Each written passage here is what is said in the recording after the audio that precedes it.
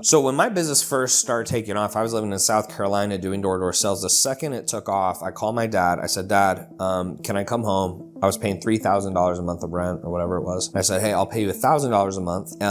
And I'll stay with you. And my dad was like, okay, that's fine. And the reason I did that is I knew the more money I could put into my business, the better. I also was out in South Carolina by myself. I had no friends, no family. I wasn't in an entrepreneurial space. So your environment plays, I would say, a lot into your success. Like I live in Miami now. For most people, I don't think this is a big deal for me, to be honest. I just like being in the environment to see money. But some people really get in these environments because by them seeing other people with money, it helps push them. And that's true. Being in different cities can help push you based off the environment. Now, you may not have to get super deep in the environment. You don't have to go out clubbing and, parties and like doing all that type of stuff. But being around money will help you focus more on money. So for me, I just knew, hey, I need to be locked in, dialed in, no distractions, no girls, nothing. And so by moving home to my parents live in Houston, Texas, 30 minutes though, like out of Houston, like a suburb. So I say Houston, but it's really a suburb of Houston. And there's just nothing to do. There's no girls, there's no parties, there's nothing fun. I mean, they love it. God bless them. But it's not much to rest your eyes on. So every single day I would wake up and I would just work for 16 hours a day. And, that year I made $1 million.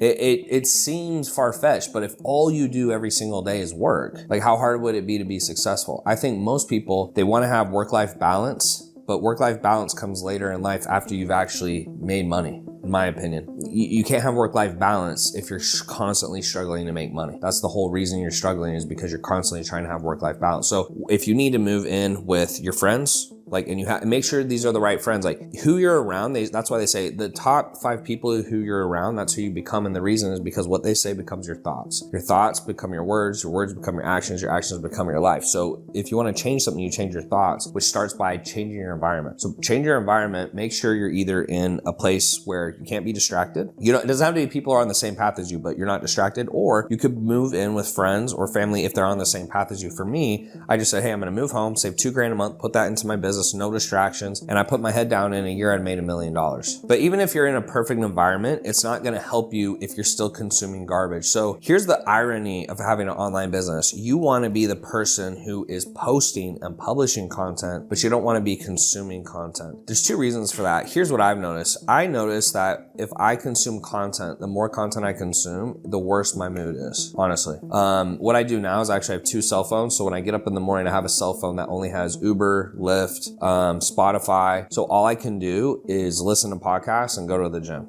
That's it. Once I come back and I'm actually in work mode, then I'll use my phone. But I notice that the more I stay off social media, 2 things happen. 1, you get more work done. That's the number 1 thing. You want to focus on actual work and not just consuming a bunch of stuff. Number 2 is by consuming a bunch of stuff, you start to compare yourself to those people. So when you're trying to come up with content, that's part of it, right? But if you see this guy and that guy and this girl and you're going, oh man, they're making more, they're doing this and that, and it looks good on the outside, it starts taking you down a death spiral. And ultimately, it doesn't really matter what other people are doing. It's your life. And so I would highly recommend you don't become a consumer of content. You become the type of person, and it's funny, I'm saying this because you're watching my video, but it's true. Like very few people you should consume content from. If it helps you, puts you in a good mood, etc. Everything else, push it to the side. And I noticed the less I did that, the less I focused on content, the less distracted I got, the better my business was able to grow. And then if you're really serious, you're going to have to distance yourself from the people slowing you down. So here's the truth, in my opinion, about becoming successful. When you start to try to become successful, or you are successful, you're not able to keep all the friends you have. And that's for 2 reasons. Number 1 is you're busy.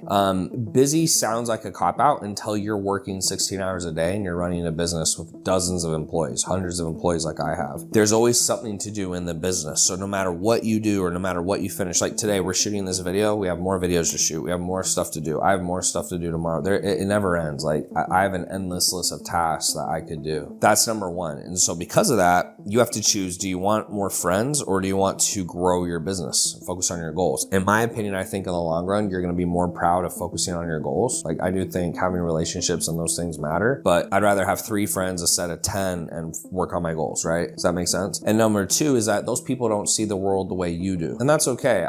Sometimes it's disappointing, but at the end of the day, you have to be okay with who you are. And if you're the type of person who wants to grow and build and, you know, push yourself. And then you have friends who don't. The problem with being around those friends is you're going to collide philosophically and mentally with them. And then it's just going to be a burden for you to continue to be friends with them because they're not going to understand. They're going to like ask you, you know, why can't you come to this? Why can't you come to that? You just have to be okay with who you are, right? So there's a quote by Socrates. I think it's Socrates. It says, know thyself. We don't always know who we are, but as we get older and more mature, the goal is we figure that out. And so you just have to be comfortable with who you actually are. And then whatever happens after that, just let it fall where it may. Last thing I want to say on that is, you know, if you're going to drop friends, most times you just do it without a word. Like, you know, because telling them you're going to drop them is not going to do any favors. It's going to make them feel resentful. They're going to have their feelings hurt. You're going to get into a fight. If you don't feel they're helping you, you can just move on. And it's as simple as that, and just move on to the next thing. And that's the best way I found to do it. Now, with all that space freed up, here's what you don't want to fill it with. So when I moved back to Houston, right, there wasn't a ton to do. So that helped me. That was my environment. We talked about that a little bit earlier, but let's say you moved to the heart of Miami. You can get a lot of benefit by being in Miami if you're focused on work, if that's your goal. But if you get caught up in the parties and the drugs and like all the other stuff that goes on here, all of a sudden living here really isn't helping you. And so for me, what I did is when I went home, I just had in my head, I said, I have to make this work. I have no other choice. I'd rather be homeless than not be successful. And that's where I said, no girls, no partying, no friends, no going out, no spending money, like, because I was so focused and head down on making my business work. And so you don't have to do this forever. It's just a short period of time. I think having ultimate focus for a short period of time is super important. And there's different times in your life you're going to do it. Right now, I'm actually, I would say, I'm in one of those periods right now.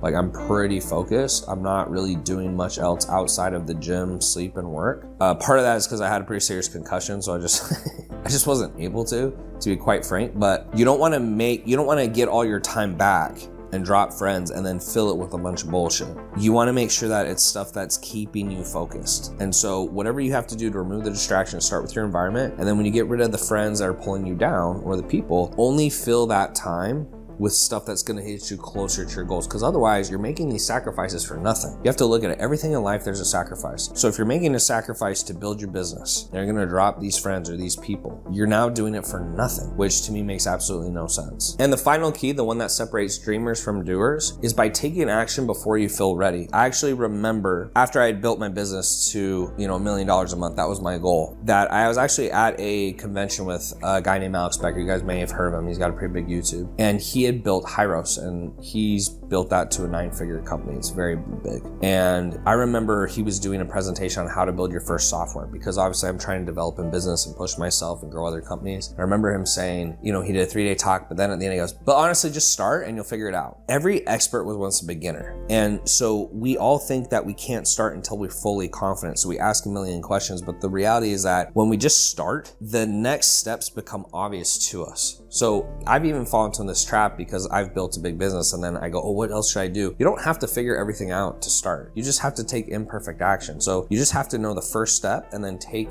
that step. So right now I've actually built a software company. I have 3 software companies. Mine, first one that's going to go public. The 2 other ones are portfolio companies I've invested in that I don't like to mention. This one is going to go public in a couple months from the time this video hits, and maybe if not sooner. And it's taken 1.5 years to build. And the first time I tried it, it failed. First time meaning the first software company I tried to build. But as I've done that, I've learned what to do and what not to do. I've learned how to hire differently and what to look for and things like that. And I know more what I want the software to look like. And so taking that imperfect action is gonna help me be successful with that software. Either it's gonna show me what not to do or what to do. When I started my first business, it was the same thing. Like, I didn't know everything to do, but I just hired a coach. He told me the first step and I took that, and then I did every step after that. And then as you're taking more steps, you get more clarity around what to do from taking action. But if you're trying to figure out your whole battle plan before, you're just gonna be one of those people who is a dreamer. Like, they're gonna talk and talk and talk about all the things they're gonna do, but they're never actually gonna do anything.